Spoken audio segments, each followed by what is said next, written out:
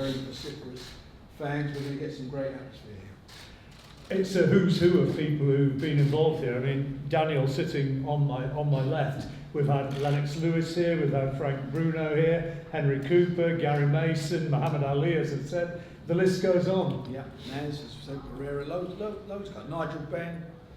I was looking at some of the old programs there on the table when we come in, and they brought back some good memories. So that's the benchmark, and we've got to keep moving forward and get this. Is going to be the first one, and we're going to be doing this on a regular basis.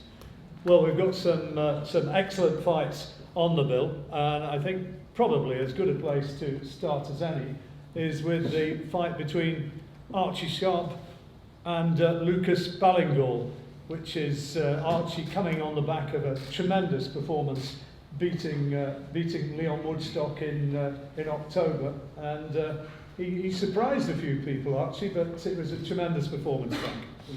I've got to be honest, he surprised me. He went into the other guy's backyard and done an absolute job. Boxed really well, and you've got to take your hat off to him. There's nothing more difficult than going into someone's, other home city in front of their fans and doing what you do. He's well supported himself, and he came away with a prize. And again, he's stepping up to the plate, fighting an undefeated fighter. So there's two undefeated fighters going in there, and I think this is going to be a cracking little fight. Lucas undefeated in 11 from Portsmouth. Archie undefeated in 14. Before we hear from Archie, let's just hear from Lucas. Nicknamed Pretty Boy, is that right? Yeah, it is, yeah. Was that your traits and descriptions will be after you for that? So what's your thoughts on this fight? It was a good fight. Like I said, two undefeated fighters. Well, first step up, fighting like on TV for a big title. So I'm buzzing. I'm excited for it. These are the sort of fights I want to be in. So yeah. You come from a fighting family, don't you? Your brother a professional as well? Yeah, my brother's got the WC International Silver Lightweight title, undefeated as well, and it's just more time to step up and get the titles as well. So yeah. You must have watched him and studied him in his fight against Leon Woodstock. What did you think of his performance? He boxed well.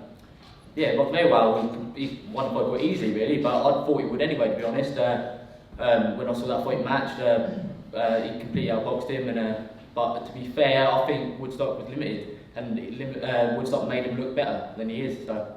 Now, your last fight was on South Sea Pier. That's when it, you yeah. Step out and see that arena, it's a little bit different, isn't it? Yeah, it is. But these are the places I should be fighting at, I believe. And on the 8th of March, I'll prove that I belong. Archie, talk us through, first of all, that fantastic win against Leon Woodstock. And if people didn't see it either live or on BT Sport, it was an absolutely outstanding performance. How did you see that night? Thanks so much. Well, yeah, it was a great night. Like I say, there's a lot of people who underestimated me. I believed in my ability, and I went out there and done exactly what I said I'd do. And you've got the belt in front of you, and you're now, I guess you're probably feeling that people are starting to know your name after that. Yeah, I do. I've found that people have started to recognise me now, and like I say, I'm stepping in the ring with another good fighter, comes from a good boxing family. So like I say, I've just got to make sure I'm in good shape on the 8th of March. How much have you had a chance to see him, see what he's about? I haven't seen much of Lucas, but like I said, I know he comes from a good boxing family. His dad's well respected in the boxing game.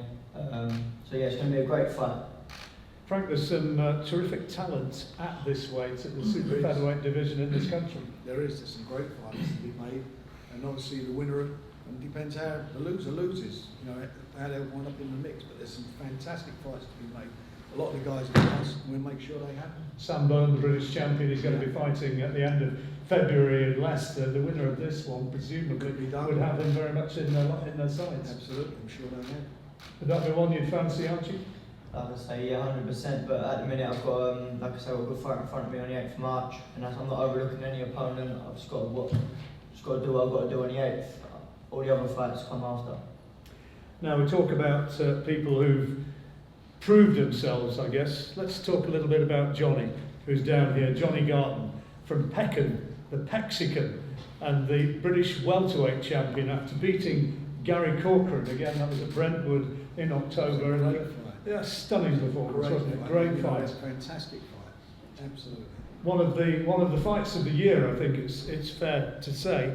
Yeah. And you must feel as though you kind of pinch yourself. Did I really do that? But you did. Yeah, it still ain't really sunk in. As I said at the last press conference, I knew it was going to be a cracking fight against Gary. I knew I'd drag him into a war, which I did, and yeah, I came out on top. But what a fight it was! I enjoyed it. It was a fantastic fight, and you know, I mean, you're always so self-effacing. You call yourself the lad from the estate, and you don't kid on to be anything that you're not. But that was just an amazing achievement. Can you believe that you actually have reached the level of British champion? No, as I said from the start, I always thought I'd struggle to hit the southern area. Now I'm British champion, so as you said, I have to pinch myself, and I still can't believe it now. What does it mean to you to say to have that belt and be able to say, yeah, I've done it? Honestly, it still hasn't sunk in. Like when people say you're British champion, I automatically assume it's Brad. But no, it ain't sunk in properly. And you did it. I know Alan Smith, your trainer, was so proud of what you'd gone out there and achieved. Did you, when you started out as a pro, actually think I could get there, or has it just been one step? No, honestly, it's just at first I thought I'd try and get to 5-0. I got to that, and I thought I'd get to 10-0. I thought I got to 11-0 and I got beat. But then I thought, oh, we'll try and get to Southern area, and it's just gone from there really. So yeah, just small steps and pays off, hard work. And same question for you, Johnny. Just tell us what it means to you as a professional fighter, having done the small shows, now being here at the Albert Hall. Well, the minute Al gave me the call and said you might be fighting the Albert Hall, I couldn't believe it. You know, I've come from boxing at the Elkett Road and the Coronet to now the Royal Albert Hall, and it doesn't get much bigger than this. No opponent yet, is the fact? No, I think they're working on it today. Well, no doubt there will be a proper test. Yeah. Oh, well, of course it will be, but you know, he's not asking for any slouches. It's not like him. No, I want to fight. Of course he does. So that's what he'll get, and there'll be a decent opponent for him. Well, I think everybody who saw your win against Gary, full of admiration for what you did. Thank you. And all the best in your next fight, whatever it may be. Cheers, thank you. Now, moving on. Liam Williams against Joe Mullinder. Liam, his performance, Frank, in beating Mark Heffron. A lot of people said that was a level fight, but you know, I mean, it's a boxing cliche, isn't it? Talking about punch-perfect performances. But he wasn't too far off, was he? It was textbook boxing, and that's what it was. It was a fantastic display, and again, into the other guy's backyard, went and done it, and it was his style. You know, Mark, a lot of people really thought he was going to win the fight, but he just didn't get into it, and that was the reason was because he didn't get allowed to get into the fight. You know, fantastic job. Yeah, defence of the British middleweight title, this one. Yeah. And Joe, as we know from his two fights against Lee Markham, he's a hard boy. They ain't going to go looking for him, are they? I mean, he's there, he comes to fight, you know that. What you see is what you get, and that's what you're going to get on the night. He'll be there, throwing his punches, and you know, everything in him. You cut him in half, it says boxer. That's all he wants to do. I couldn't outjab me mum, so I got up to fight.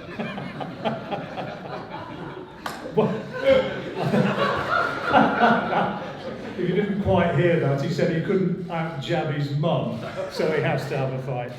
What about this guy? Because you're not going to beat him technically. Listen, Liam wants to move on to world class. He is a world class fighter in my view. I've got to have a fight with him. I've got to draw him in. No one gives me a prayer anyway. I've got nothing to lose. Listen, I'm going to hunt him down. We're going to have a fight. Or he's going to run, and I'm going to still try and chase him and have a fight. He either irons me out, or we have a good fight. That's how it goes. And you've obviously seen him fight a lot in the past. He's leagues above me. Do you know what I mean? I wear Slazenger socks and drive a Fiesta. He's a superstar. We're going to have a fight, and that's it. That's it. Liam, you respect that kind of thing? Definitely. As you've said a couple of times, you know, you get right in the tin really.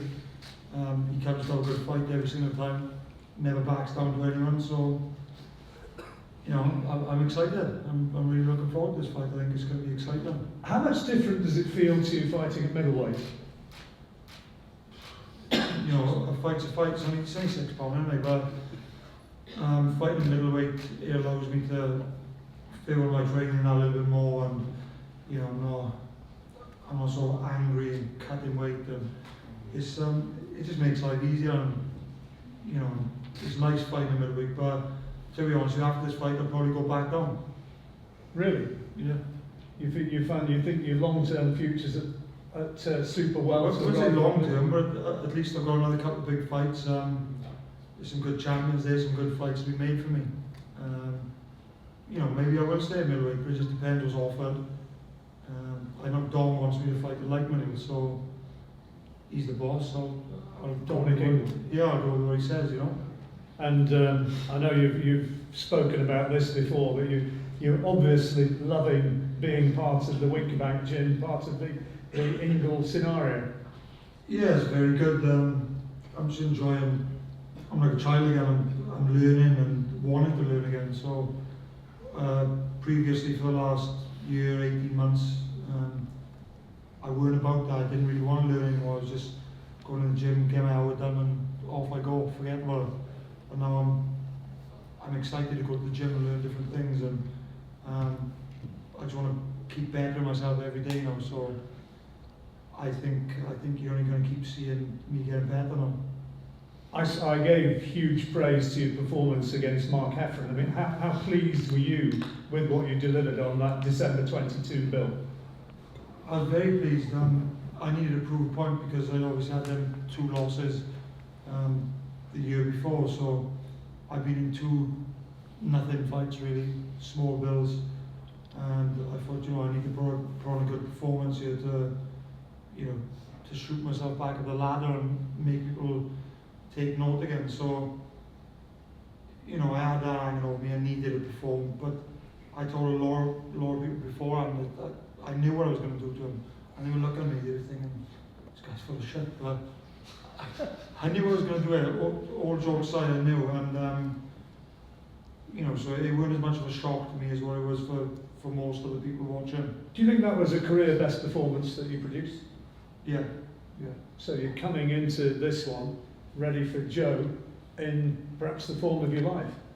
Yeah, you know, I'm coming into this one in very good form, of good performance, so I think that's only going to get better. You know, now I'm up training with Bingol, and as I said, I'm just learning. I'm learning still every day. I'm just picking up new things, and I feel I'm only getting better. I'm still 26, so you know, I'm probably in my best years now.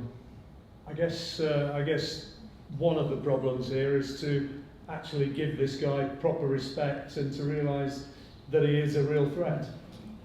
Yeah, to be totally honest with you, I've had a lot of people come up to me, like just general people in the street or whatever, saying, who's this guy fighting? You're going to smash him to bits. His record ain't great, blah blah blah, but I've said to a number of people, if that's because you don't know boxing. If you know boxing, you know Joe Mullinder is going to come and give anyone a tough fight. And that's the problem bottom really. I respect Joe, and I know he's going to come to fight. So I'm training just as hard as I am for the last one, if not harder, because he's going to bring it. Anything to say to him since he's here on the same table? What he can expect? No. Vice versa? He's just going to cause a stir, John. It's normally dead. All I am is an agent provocateur and just try and get people to say things. Listen, he's going to punch my head in. I've got to try and get him. That's it. Okay, well, we look forward to that one. And I think you know from what they're saying that it's going to be a real fight. Now, Daniel Dubois going to be fighting against big Razvan Kojanu, Frank, the fellow who went the distance with Gorman in his last fight, and Nathan Gorman. And previous to that, Fought went the distance, fought for the world title, went the distance with Parker. Yeah. So it's again, it's for, you know, for Daniel coming up to his 10th fight. It's I think one of those guys that he needs to be fighting. It's one of those fellas who we'll see how far he's got in the last since his last fight. Unfortunately, he didn't get his fighting before Christmas because he had flu, so that was a bit of a pain. But this is a good test for him. Very good test. Fella's very well experienced. He's tough. He's big. And I think that Daniel's got to be his best to beat him. it's his 10th professional fight now, and you've been promoting him from word go. How happy are you with where Daniel stands now? I'm very happy with him. He's done everything that's been asked of him. You know, he had his previous fight against Kevin Johnson was I think a bit of a tough, what I mean by a tough fight, a really awkward opponent who didn't come to the fight, and made him think about it. You know, everybody you hit's not going to go over. Sometimes you've got to chip away at that wall before it falls, and I think that was a great fight for him. I think this one will be a good fight, a good opponent for him to learn from as well. If he stops him, he'll do something that the former world champion couldn't do in Parker. Well, let's hear from Daniel. What do you make of Kojanu as an opponent, Daniel?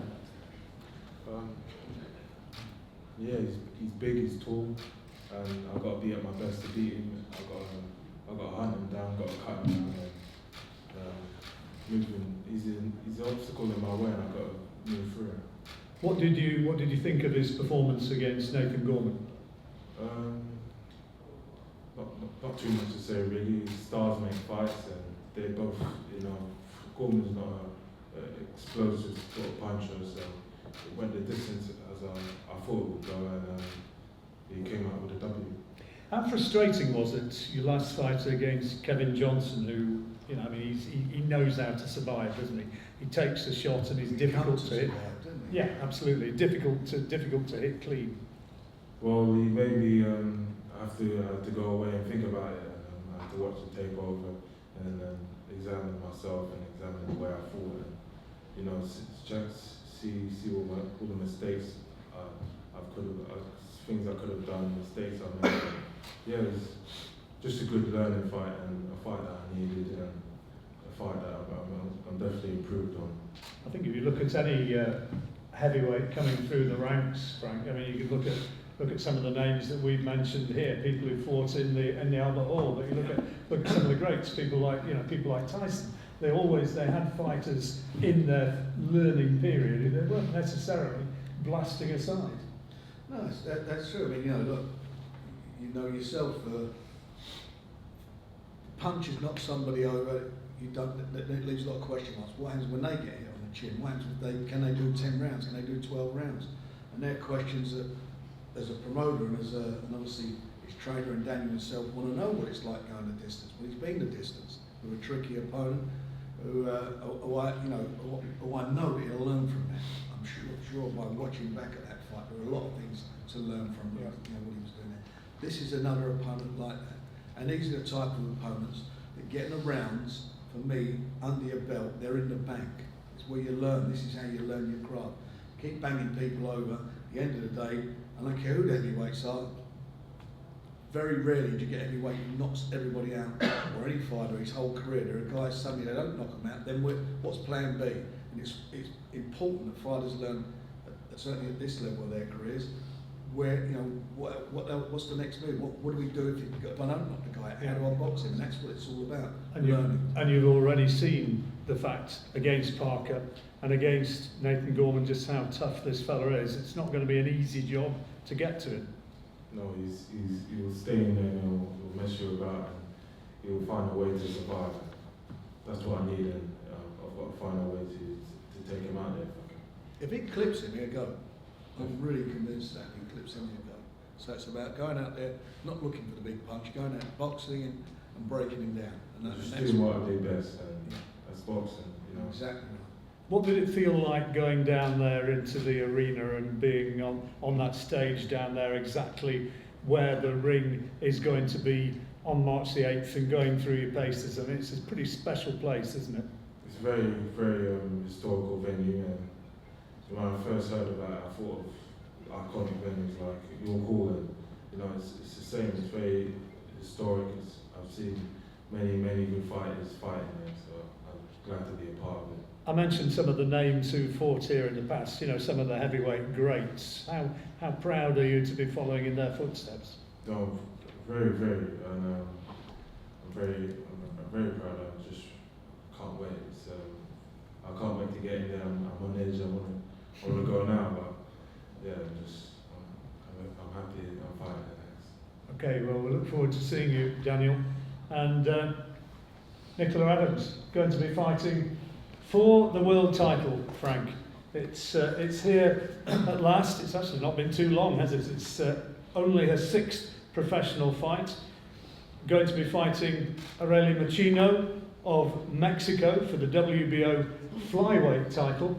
And well, here it is, Frank, a world title fight and a fantastic opportunity for Nicola. Well, she's obviously she's broken lots of records, double gold medals. First world title fight involving women to be at the Albert Hall. She's fighting somebody who's obviously world champion, she's had 32 fights, nearly 6 times the amount of fights that Nicola's had.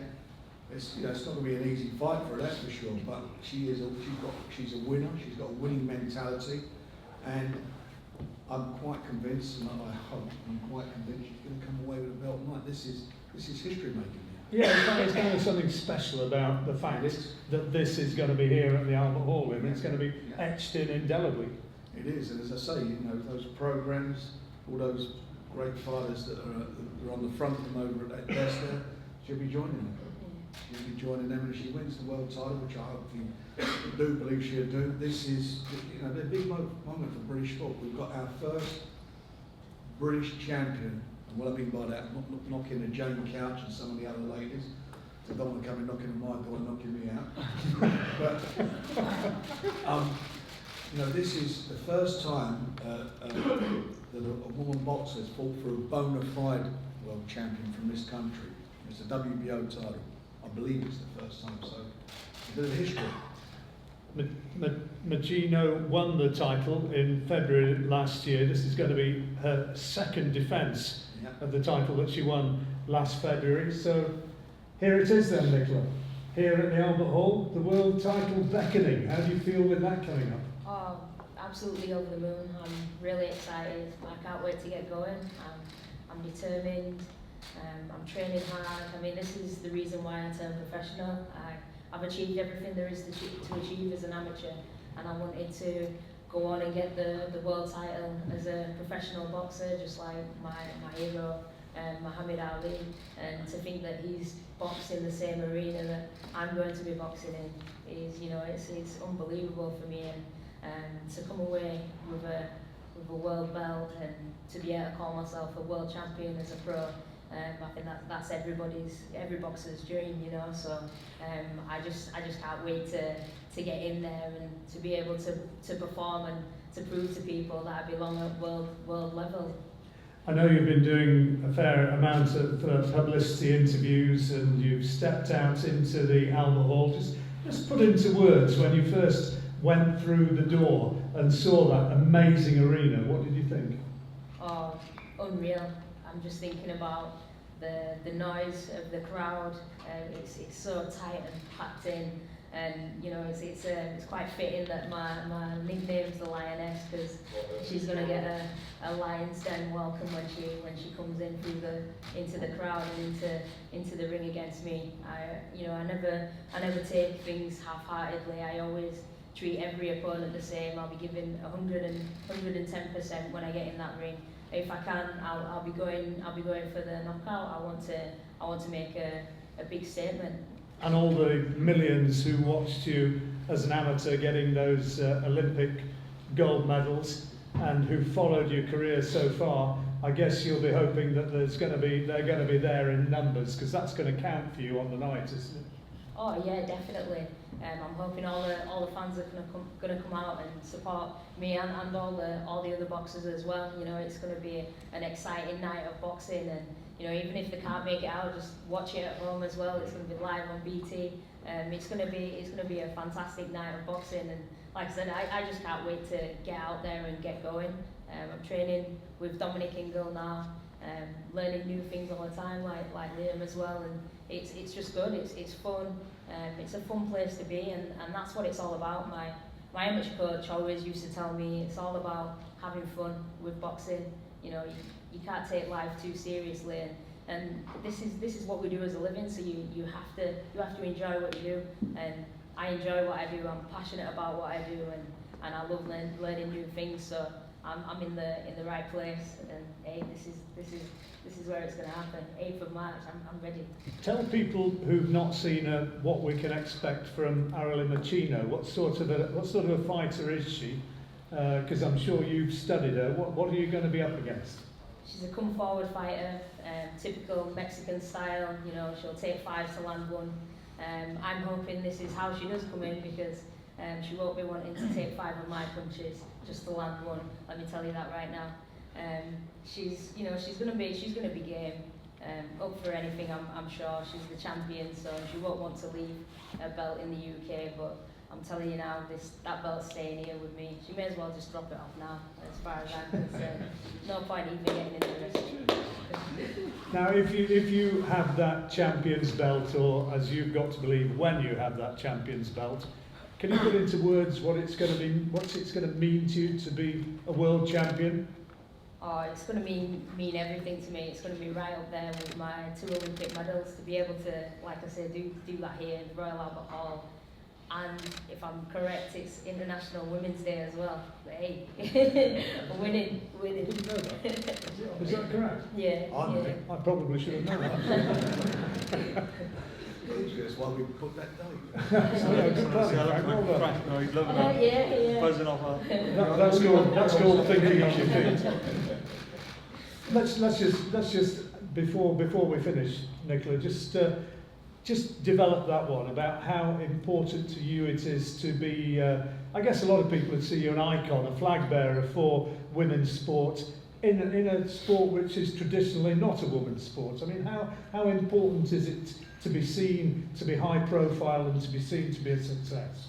Oh, it's really important for me. I love inspiring the next generation to get involved in boxing and in sport in general.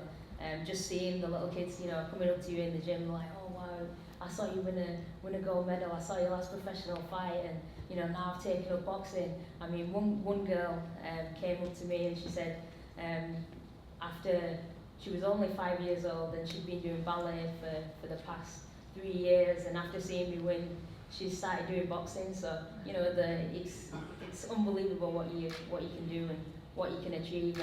And I only came from a working class family, you know, single parent, and I just had to work hard. You know, my mum always told me, if you work hard, you stay dedicated and focused, you really can achieve anything. And I took all that advice from her and went on and achieved great things. Well, certainly the scene is very much set, Frank. It's going to be special for you as a promoter to be seeing Nicola out there fighting for a world title, I imagine. Yeah, I am. I mean, as you know, everybody knows how I used to talk about women's boxing years ago. I wasn't a great fan of it, but she's absolutely converted me, and you can't listen to me. You know, how can you not be pleased to be involved? It's brilliant, and the fact it's International Women's Day makes it even better. Let's throw it open to the floor for a minute or two and see if there's any questions you'd like to give to any of the guys up here. Take it away from here. Colin. Frank, how many fights a year do you intend to put on at the Albert Hall? And will they always be on a Friday night? No, we'd like to get at least, I'd like to get at least 4 on, if possible. That's what we're working towards. And our preferred night would be a Saturday night. It's the availability of the hall. Once we were aware of, excuse me, that they were very interested in getting boxing back in here, we had to go for the first available date, which was International Women's Day. And the next. Any more? Yeah.